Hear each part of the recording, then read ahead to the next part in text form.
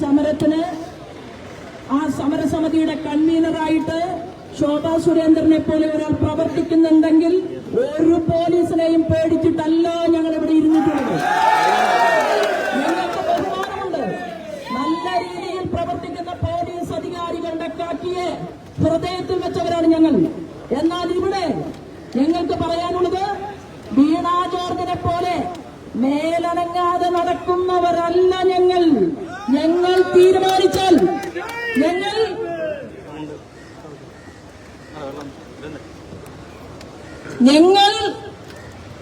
ഞങ്ങളൊക്കെ അത്യാവശ്യം നല്ല സാരിയും നല്ല മുണ്ടുമൊക്കെ ഉടുത്തിട്ട് തന്നെയാണ് ഇവിടെ വന്നത്. എന്നാൽ ഞങ്ങൾ ചെളിയിലിരിക്കേണ്ടി വന്നാൽ അവിടെ ഇരിക്കും.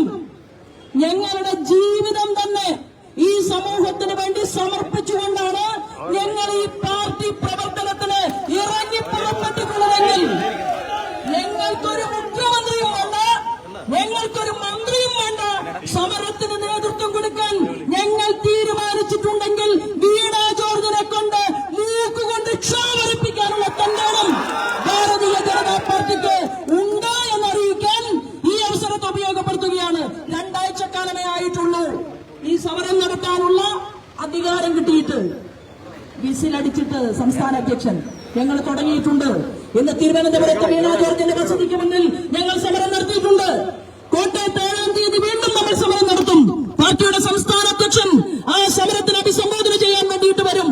ഇന്ന് മുഖ്യമന്ത്രി പിണറായി വിജയൻ അമേരിക്കയിലേക്ക് പോവുകയാണ്. മുഖ്യമന്ത്രി പിണറായി വിജയന് ചികിത്സ നടത്താൻ അമേരിക്ക വേണം. എന്റെയും നിങ്ങളുടെയും നികുതി പണം എടുത്തുകൊണ്ട് മുഖ്യമന്ത്രി പിണറായി വിജയൻ ചികിത്സയ്ക്ക് പോകുമ്പോ കമലേടത്തിയുടെ പാന്റിന്റെ പോക്കറ്റിൽ 2 ഐഫോണും വെച്ചുകൊണ്ട് നിങ്ങൾ യാത്ര ചെയ്യുമ്പോ പാവപ്പെട്ട സഹോദരി കോട്ടയം മെഡിക്കൽ കോളേജിൽ വന്ന് ആ കുഞ്ഞുങ്ങൾക്ക് അമ്മയെ നഷ്ടപ്പെട്ടിട്ട് ആ ചെറുപ്പക്കാരൻ ആൺകുട്ടി കരയുന്നത് ഇന്ന് വീടിന്റെ ഉള്ളിൽ ചെന്ന് ഞങ്ങൾ എല്ലാവരും കണ്ടു. നെഞ്ചു പൊട്ടി അവൻ കരയുകയാണ്. അവന്റെ സഹോദരി, അവൾക്ക് മിണ്ടാൻ പോലും പറ്റാതെ രോഗിയായി ആ കിടക്കയിൽ ആ സഹോദരി കിടക്കുകയാണ്. നിങ്ങൾക്കൊക്കെ മനസാക്ഷിയുണ്ടോ? മിസ്റ്റർ വാസവൻ, നിങ്ങളല്ലേ ഇവിടുത്തെ MLA? ഇതാ ഞങ്ങൾ കടന്നു വരുന്ന വഴിയിൽ UDFന്റെ സമരം ഞങ്ങൾ കണ്ടു. 2012 അന്നത്തെ മന്ത്രി ശിവകുമാർ ആരോഗ്യ വകുപ്പ് കൈകാര്യം ചെയ്യുമ്പോ കെട്ടിടത്തിന് തകരാറുണ്ട് എന്ന് ഇവിടുത്തെ ഈ തദ്ദേശ സ്വയംഭരണ വകുപ്പ് റിപ്പോർട്ട് കൊടുത്തില്ലേ? ആ റിപ്പോർട്ട് കിട്ടിയിട്ട് ഇത്രയും വർഷങ്ങളായിട്ട് നിങ്ങൾ ഇന്നാണോ കോട്ടയത്ത് ചാണ്ടി ഉമ്മൻ പറന്നു വീണത്? ആണോ? ചാണ്ടി ഉമ്മന്റെ പണി എന്താണ്?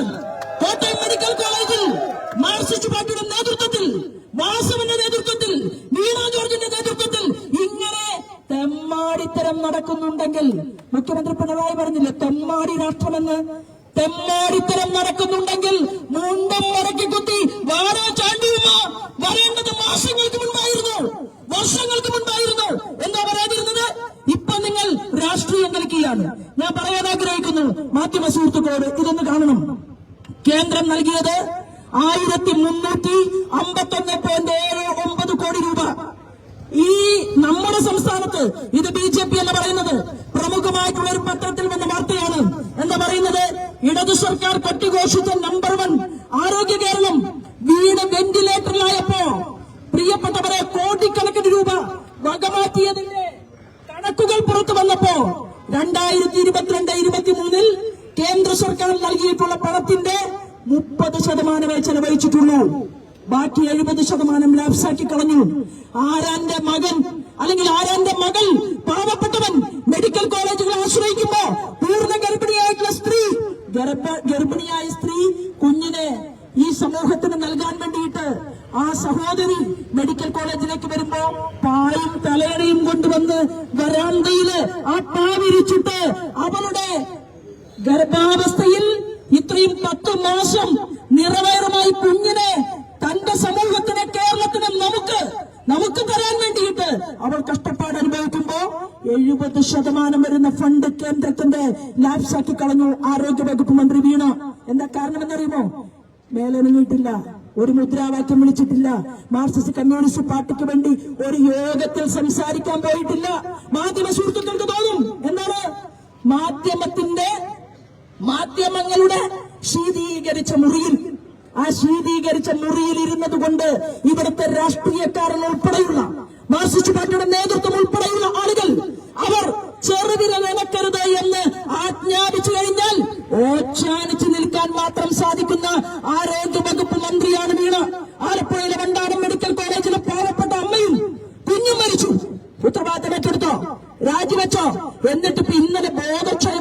വീണയാണ്.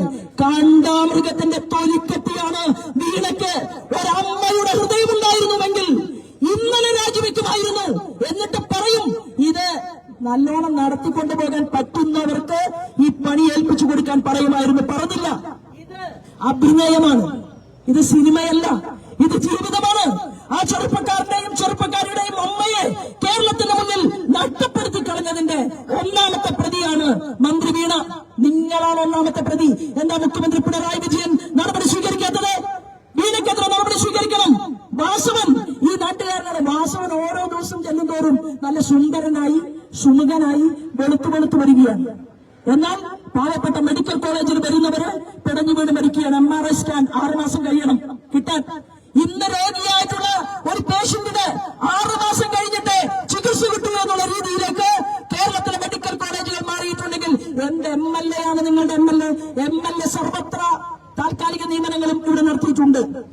മാർക്സിസ്റ്റ് പാർട്ടിയുടെ പ്രവർത്തനത്തെ കൂടുതൽ മുന്നോട്ട് കൊണ്ടുപോകാൻ വേണ്ടിയിട്ടാണ് ഇവിടെ MLA പ്രവർത്തിച്ചുകൊണ്ടിരിക്കുന്നത്, വാസവൻ പ്രവർത്തിച്ചുകൊണ്ടിരിക്കുന്നത്. പ്രിയപ്പെട്ടവരെ,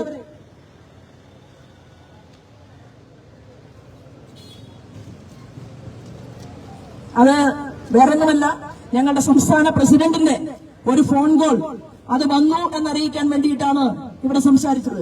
നോക്കൂ, ഞാൻ പറയാൻ ആഗ്രഹിക്കുന്നത്, ഞങ്ങളെ സംബന്ധിച്ച ഒരു കണക്ക് മാധ്യമ സുഹൃത്തുക്കളുടെ മുന്നിൽ വെക്കാൻ ഞാൻ ആഗ്രഹിക്കുകയാണ്.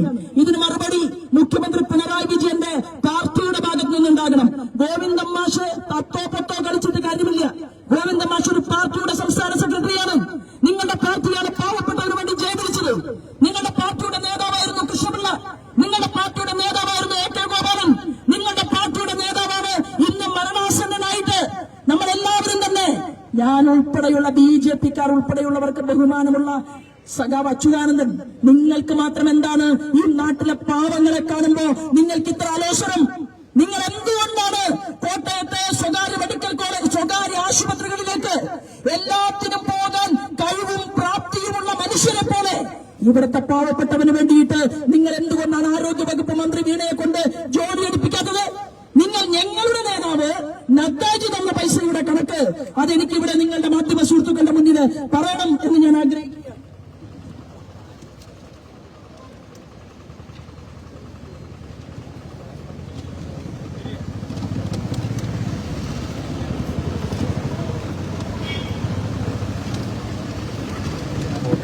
നാല് വർഷം കൊണ്ട് 63,000 കോടി രൂപ 4 വർഷം കൊണ്ട് കേരളത്തിന്റെ ആരോഗ്യ മേഖലയ്ക്ക് വേണ്ടി കേന്ദ്ര ഗവൺമെന്റ് കൊടുത്തിട്ടുണ്ട്. ആ 60,000 കോടി രൂപ നിങ്ങൾ എന്തു ചെയ്തു? നിങ്ങൾ 1,500 പരം വരുന്ന 1,500 കോടിയിൽ പരം വരുന്ന തുക മറ്റൊരാവശ്യത്തിന് വേണ്ടിയിട്ട് ആരോഗ്യ മേഖലയ്ക്ക് വേണ്ടി കൊടുത്തു. ആ പണം നിങ്ങൾ എന്ത് ചെയ്തു? നിങ്ങൾ ഈ കേരളത്തിന്റെ മണ്ണിൽ, പ്രിയപ്പെട്ടവരെ, ഇവിടെ 2024-25 സാമ്പത്തിക വർഷം 40% കുറവ് നിങ്ങൾ ആരോഗ്യ മേഖലയിൽ വരുത്തി. എന്താണ്? ആരോഗ്യ മേഖലയ്ക്ക് വേണ്ടി വിനിയോഗിക്കാൻ മാറ്റിവെക്കുന്ന പണം അത് വെട്ടിക്കുറച്ചുകൊണ്ട് നിങ്ങൾ 45%, 50% ആ തുക നിങ്ങൾ വെട്ടിക്കുറയ്ക്കാൻ തീരുമാനിച്ചു. എന്നിട്ടോ നിങ്ങൾ ആ തുക വെട്ടിക്കുറച്ചിട്ട് നിങ്ങൾക്ക് പനി വന്നാൽ, നിങ്ങൾക്ക് വയറുവേദന വന്നാൽ, നിങ്ങളുടെ നേതാവിന് ഏതെങ്കിലും വലിയ അസുഖം വന്നാൽ നിങ്ങൾ അമേരിക്കയിലേക്ക് പോകും. നിങ്ങൾ കേരളത്തിന്റെ പുറത്തുള്ള സംസ്ഥാനങ്ങളിൽ ആശുപത്രികളിലേക്ക് പോകും. എന്താ കേരളത്തിലെ മനുഷ്യർ? അവർ മനുഷ്യരല്ലേ? കേന്ദ്ര ഗവൺമെന്റ് കൊടുത്ത പണം അതെങ്ങനെ നിങ്ങൾ വകമാറി ചെലവഴിച്ചു? അത് ആരുടെ പോക്കറ്റിലേക്ക് പോയത് എന്നതിനെ കുറിച്ച് ധവളപത്രമിറക്കാൻ ശ്രീമതി വീണ ജോർജ് തയ്യാറായില്ലെങ്കിൽ ഇന്ന് ആരോഗ്യവകുപ്പ് മന്ത്രിയുടെ വസതിയിൽ തിരുവനന്തപുരത്ത് ഒരു സൂചനാ സമരം ഞങ്ങൾ നടത്തിയിട്ടുണ്ട്. പൊന്നുമോളെ വീണ ജോർജ്, ഞങ്ങൾ സമരത്തിന് ഇറങ്ങി പുറപ്പെട്ടിട്ടുണ്ടെങ്കിൽ കണക്ക് ഞങ്ങൾ പറയിപ്പിക്കുമെന്നുള്ള കാര്യത്തിൽ ഒരു തർക്കവും വേണ്ട. കാരണം ഞങ്ങൾ ജീവൻ വെച്ചുകൊണ്ടാണ് ഇവിടെ ജനങ്ങളുടെ മുന്നിൽ നിൽക്കുന്നതെങ്കിൽ, ജനങ്ങൾക്ക് വേണ്ടി പ്രവർത്തിക്കുന്നതെങ്കിൽ, ഡൽഹിയിലെയും കേരളത്തിന്റെയും സുവർണ കോറിഡോറായിട്ട് ഞങ്ങളുടെ സംസ്ഥാന അധ്യക്ഷൻ പ്രവർത്തിക്കുന്നുണ്ടെങ്കിൽ കണക്ക് ഞങ്ങൾ പറയിപ്പിക്കും. ഞാൻ പറഞ്ഞില്ലേ, പോലീസ് അധികാരികള് അവർക്ക് അവരുടെ ജോലി ചെയ്യണം. ചെയ്തില്ലെങ്കിലോ സെൻകുമാറിനെ പോലെ തൊപ്പിയും കുപ്പായവും കയ്യിലുണ്ടാകില്ല. ഇത് പിണറായി വിജയനാണ്, ഇത് അച്യുതാനന്ദനല്ല. പണ്ട് മൂന്നാറിലെ മലയോര മേഖലയിൽ ഭൂമി കയ്യേറ്റക്കാരെ താഴെ അച്യുതാനന്ദൻ സഖാവ് തീരുമാനിച്ച് അവിടെ വലിയ പോലീസ് അധികാരികളെ കൊണ്ടുപോയപ്പോ പിണറായി വിജയൻ കണ്ണൂരിലിരുന്ന് ഒന്ന് മുഷ്ടി ചുരുട്ടിയപ്പോ അച്യുതാനന്ദൻ മാത്രമല്ല ആ പോലീസ് അധികാരികൾ പൂച്ചയെ പിടിക്കാനാണോ പോയത്, എലിയെ പിടിക്കാനാണോ പോയത് എന്നൊക്കെ ഞാനിപ്പോ വിശദീകരിക്കുന്നില്ല. ഒന്നുമല്ലാതെ തിരിച്ചു പോന്നു. ഇവിടുത്തെ പോലീസിനല്ല ഞങ്ങളെതിര്. നല്ലവരായിട്ടുള്ള പോലീസ് അധികാരികൾ നിയമം നിങ്ങൾ മുന്നോട്ട് കൊണ്ടുപോകുമ്പോൾ ആ നിയമത്തെ അംഗീകരിക്കാനും നിങ്ങളെ ബഹുമാനിക്കാനും ഒക്കെ ഞങ്ങൾക്ക് സാധിക്കും. പക്ഷേ യോഗം നടക്കുമ്പോ പിണറായി വിജയന്റെ ഇടതു സൈഡിൽ കമലേടത്തിയും പിന്നെ തൊട്ടടുത്ത് വീണയും ഒക്കെ ഇരുന്നു കൊണ്ടുള്ള ഈ യോഗത്തിന് കാവൽ നിൽക്കുന്ന ചില നാണംകെട്ട പോലീസുകാരെ ഞങ്ങൾ ദൃശ്യമാധ്യമങ്ങളിലൂടെയും ഫോട്ടോഗ്രാഫിയെയും ഒക്കെ കാണുന്നുണ്ടെങ്കിൽ ഞങ്ങൾ പറയാൻ ആഗ്രഹിക്കുന്നത്, നിങ്ങൾ നന്നായി നട്ടല് വളയ്ക്കാതെ നല്ല രീതിയിൽ തന്നെ നിൽക്കണം. കാരണം കേരളത്തിൽ ഞങ്ങൾ ഡബിൾ എഞ്ചിൻ സർക്കാർ ഉണ്ടാക്കുമെന്നുള്ളത് ഭാരതീയ ജനതാ പാർട്ടിയുടെ പ്രതിജ്ഞയാണ്. നിങ്ങൾക്ക് ഭാരതീയ ജനതാ പാർട്ടി നേതൃത്വം നൽകുന്ന NDA ഗവൺമെന്റിന് സല്യൂട്ട് അടിക്കേണ്ടി വരും. ഇപ്പോ ചെറുപ്പക്കാരായിട്ടുള്ള പോലീസുകാരോടാണ് പറയുന്നത്, ഞങ്ങൾ തുടങ്ങിയിട്ടേ ഉള്ളൂ. ഞങ്ങൾ കഴിഞ്ഞ പാർലമെന്റ് തെരഞ്ഞെടുപ്പിൽ 20% വോട്ടും വാങ്ങിയിട്ട് കേരളത്തിലെ നമ്പർ 1 പാർട്ടികളിൽ ഒന്നായി ഭാരതീയ ജനതാ പാർട്ടി മാറിയിട്ടുണ്ടെങ്കിൽ ഞങ്ങൾ ഇവിടുത്തെ ജനങ്ങളുടെ അടിസ്ഥാന ആവശ്യങ്ങൾക്ക് മുന്നിൽ ഞങ്ങൾ സമരം നടത്തും, ഞങ്ങൾ പ്രക്ഷോഭം നടത്തും. ഈ മെഡിക്കൽ കോളേജിൽ ഒരു സൂപ്രണ്ടുണ്ട്. ആ സൂപ്രണ്ടിനെ ബലിയാടാക്കാനാണ് വീണ ജോർജിന്റെയും വാസവൻ മന്ത്രിയുടെയും തീരുമാനമെങ്കിൽ ഞാൻ 2 മന്ത്രിമാരോട് പറയാൻ ആഗ്രഹിക്കുകയാണ്, അങ്ങനെ ഒരു സൂപ്രണ്ടിനെ, എല്ലാ രോഗികൾക്കും ഇഷ്ടമുള്ള ഒരു മനുഷ്യനെ നിങ്ങൾ ചെയ്ത പാപത്തിന്റെ ഭാരം ആ മനുഷ്യന്റെ തലയിൽ കെട്ടിവെക്കാനാണ് തീരുമാനമെങ്കിൽ അദ്ദേഹത്തിന് പ്രൊട്ടക്ഷൻ ഞങ്ങൾ BJP-ക്കാർ കൊടുക്കും. മനസ്സിലായോ? തെറ്റ് ചെയ്തവരെ ശിക്ഷിക്കാൻ കേരളത്തിന്റെ ആഭ്യന്തര വകുപ്പ് തയ്യാറാകണമെന്നാണ് ഞങ്ങൾ ആവശ്യപ്പെടുന്നത്. പിന്നെ ഇതുവരെ 50,000 രൂപ ആ കുടുംബത്തിന് പ്രഖ്യാപിച്ചിട്ടുണ്ട്. എന്തിനാണ്? ശവസംസ്കാര ചടങ്ങ് നടത്താൻ.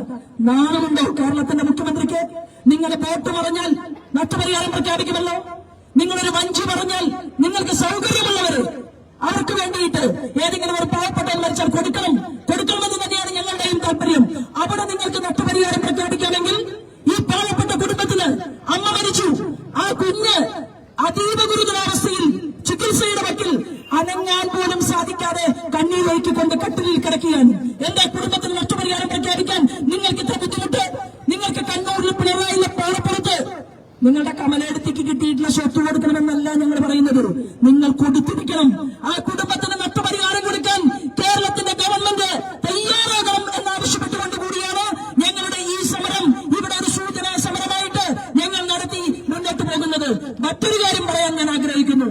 ഞങ്ങളുടെ പ്രവർത്തകന്മാരുണ്ടല്ലോ, പോലീസ് അധികാരികളോട് പറയുകയാണ്, ഞങ്ങളുടെ പ്രവർത്തകന്മാര് ഇരിക്കാൻ പറഞ്ഞാൽ ഇരിക്കും, എണീക്കാൻ പറഞ്ഞാൽ എണീക്കും, നല്ല പ്രതികരണ ശേഷിയുണ്ട്. നിങ്ങളുടെ കയ്യിലെ തോക്കാണെങ്കിൽ ഞങ്ങളുടെ പ്രവർത്തകന്മാരിങ്ങനെ ദണ്ഡ വീശി ഞങ്ങളെ നല്ല ആരോഗ്യവും മെയ്വഴക്കവും ഒക്കെയുള്ള ആളുകൾ തന്നെയാണ് ഞങ്ങളുടെ പ്രവർത്തകന്മാർ. പക്ഷേ അവർ ശാന്തരാണ്, അവർ സൗമ്യരാണ്. ഞങ്ങൾ കേരളത്തിന്റെ വികസനത്തിന് വേണ്ടിയാണ് പ്രവർത്തിക്കുന്നത്. ഞങ്ങൾക്ക് കേരളത്തിൽ അധികാരം കിട്ടിയാൽ 24 മണിക്കൂറിനുള്ളിൽ കേരളത്തിലെ മെഡിക്കൽ കോളേജുകളിൽ ആവശ്യത്തിന് ഡോക്ടറും ആവശ്യത്തിന് നഴ്സും ആവശ്യത്തിന് മരുന്നും ഉണ്ടാകുമെന്ന് ദൃഢപ്രതിജ്ഞ എടുത്തുകൊണ്ട് ഞങ്ങൾ കേരളത്തിലെ ജനങ്ങളുടെ മുന്നിൽ നിൽക്കുകയാണ്. മാറ്റമുണ്ടാകും. ആ കേരളത്തിന്റെ വികാസത്തിന് വേണ്ടിയിട്ടുള്ള പ്രവർത്തനത്തിനിടയിൽ ആ പാവപ്പെട്ട അമ്മയ്ക്ക് വേണ്ടി, ആ പാവപ്പെട്ട മകൾക്ക് വേണ്ടി, സ്വർഗീയമായിട്ടുള്ള അമ്മയ്ക്ക് വേണ്ടി, ജീവിച്ചിരിക്കുന്ന മകൾക്ക് വേണ്ടി, മകന് വേണ്ടി വേദനകൾ അനുഭവിച്ചുകൊണ്ട് എന്റെ സഹപ്രവർത്തകന്മാർ ഇവിടെ വന്നെത്തിയിരിക്കുകയാണ്. ഇതൊരു സൂചനാ സമരമാണ്. നിങ്ങള് സൂപ്രണ്ടിനെ എങ്ങാനും തൂക്കിക്കൊല്ലാൻ തീരുമാനിച്ചാൽ പിന്നെ കോട്ടയത്ത് 2 സമരം കൊണ്ട് കാര്യം തീരുമെന്ന് വാസവൻ മന്ത്രി വിചാരിക്കേണ്ട, വീണ ജോർജും വിചാരിക്കേണ്ട എന്ന് അറിയിക്കാൻ ഞങ്ങൾ ഈ സമരത്തെ ഉപയോഗപ്പെടുത്തുകയാണ്. നിങ്ങൾ തിരുവനന്തപുരത്തെ ഡോക്ടർ എന്താ നിങ്ങൾ അദ്ദേഹത്തിനെതിരെ കുറ്റവിചാരണ നടത്തിയില്ലേ? എന്താ നിങ്ങൾ പറയുന്നത്? തിരുവനന്തപുരത്ത് ഇതുപോലെ നല്ലവനായ ഒരു മനുഷ്യൻ, ആളും എന്താ പറഞ്ഞത്? അദ്ദേഹത്തിന്റെ കാൽക്കൽ കെട്ടിപ്പിടിച്ചുകൊണ്ട് ഒരു മകനും കരഞ്ഞു. ഓപ്പറേഷൻ നടത്തിയില്ലെങ്കിൽ അമ്മ മരിക്കും, സർജറി നടത്താൻ ആവശ്യത്തിന് മരുന്നില്ല, ചികിത്സയ്ക്ക് ഉപകരണങ്ങളില്ല, ഒന്നുമില്ല. അവിടെ തിരുവനന്തപുരം മെഡിക്കൽ കോളേജിന്റെ ഈ ശോധന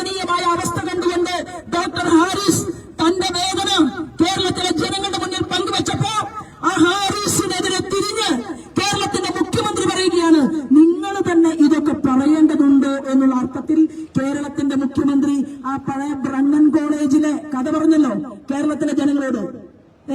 ഒരു ചുക്കും ചുണ്ണാമ്പുമില്ല എന്ന് ഞങ്ങൾക്കറിയാം.